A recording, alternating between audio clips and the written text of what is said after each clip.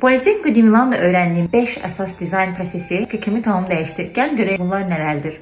Research sadəcə araşdırma deyil, o datanı öyrənməkdir. Çünki siz araşdırma etdiyiniz zaman əslində tapdığınız o rəqəmləri oxumağı bacarmalısınız. Mütləq şəkildə hal-hazırda baş verən, yəni əvvəlki illərdə baş verənlərə də baxa bilərsiniz. Amma cari zamanda baş verən hadisələr və edilən araşdırmalar, o PDF-lər daha effektiv bir nəticəyə gəlməyinizə və cavab əldə etməyinizə kömək olur. Bir məhsul dizayn etməzdən əvvəl özünüzə bu sual verməlisiniz ki, bu məhsul sadəcə istehlak üçün yaradılır, yoxsa həqiqətən bir mənası varmı insanlar üçün və bir dəyərin parçası olacaqmı, yoxsa yox? Bu sualı məncə dizaynerlər üzərinə verməlidirlər. Bəzən komanda ilə işləmək ən qəliz məsələlərdən biridir. Çünki siz fərqli baxış bucağı olan, fərqli xarakteri olan insanlarla birlikdə işləyirsiniz. Hər hansı bir mühitdə komanda ilə işlədiyiniz zaman mütləq formada bəzən öz egonuzu kənara qoyub komandakı digər insanların səsini eşitmək lazımdır.